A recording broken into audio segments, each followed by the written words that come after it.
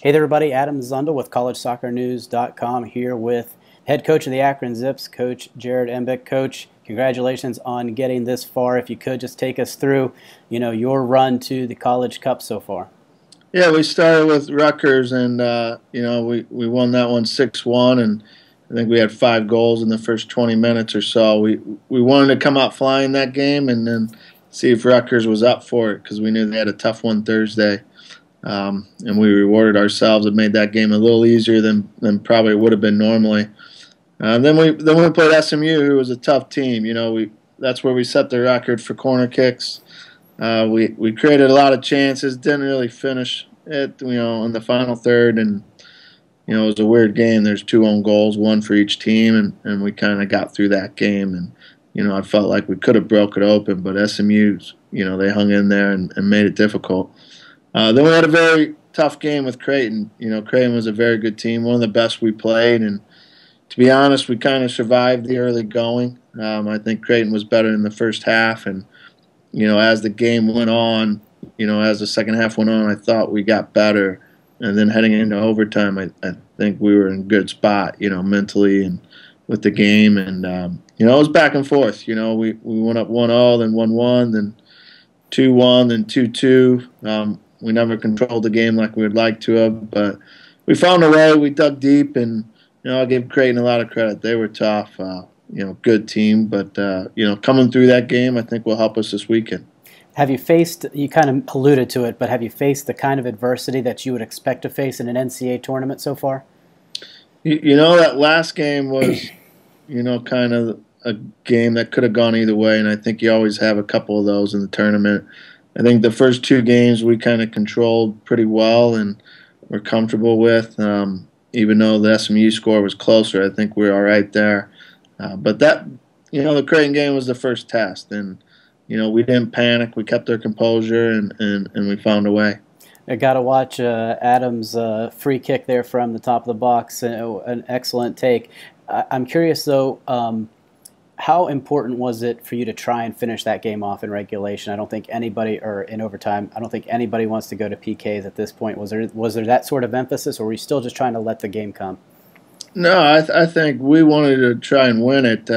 Not because we didn't think we could win PKs, just because we thought we were stronger at that point. We thought we had them on their heels, and all season long we've talked about our fitness and how many goals we've scored in the last 15 minutes over opponents in each half, and we just thought we could wear on them and create something with our attacking talent, and let's just put it away and not leave it to chance with PKs.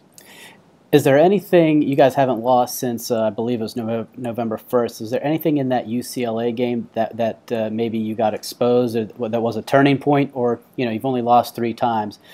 Is there anything, or was that just another game that you just learned from, just like you have the others that you've won? Yeah, I think that game's different. Obviously, we weren't great in that game, but we didn't play with Richie. We didn't play with Danilo in the back, and I think the quick turnaround to have to sort it out a different lineup without those guys, we weren't as good. But, to me, we hung in there. We were 2-2 late in the game and kind of made a mistake. And, we hit the post at 2-2, and they collected the rebound and went 90 yards on us and made it 3-2 late. Even though we were disappointed, I thought I saw a lot of the character that we need in this tournament. And we just kind of tried to use that to motivate ourselves to get better. How about the health of the team now? The games are spaced out a little bit more. Is everybody training and getting healthy the where you'd like? Yeah, we should have everybody back. Sam has been out part of the tournament. He continues to get better, and hopefully he'll be available. But we're about as healthy as we've been all year. How about the attack that makes you guys so difficult? 5 different guys with at least 8 goals. How difficult does that make other teams prepare for you? I think it makes it hard to zero in on how they can stop us or what area of the field they have to contain. If you stop one side, we got another player. And that's a nightmare to deal with, when we've had to do it in the past. And, that's kind of what we wanted to do, to have balanced attack, left, right, center, and, hit you from all angles, all sides, and make you defend the whole field. Obviously, there's another team out there, but you haven't been able to get that shutout in the tournament. Is there anything that you would like to see defensively? I mean, obviously you've gone up against great opponents, so there's certainly earning their goals. But is there anything that you want to see defensively done? Yeah, I mean, obviously we need to control counterattacks and that better, and we got to tighten up in some spots. Especially when we get leads. But this team has always not perfect in the back. We battle and we compete, and sometimes we make mistakes, but we've been able to score goals and survive that way. And in 2009, I was part of a team that didn't give up a goal in the tournament, and we still didn't win it. So that made us start thinking that it might not always be about shutouts. You gotta put teams under pressure by getting leads and being able to score goals. Well, I think we all like to see that, like to see the goals, certainly at the highest level here where you got a lot of eyeballs. We like to see those goals go in the back of the net and put on a good display for college soccer.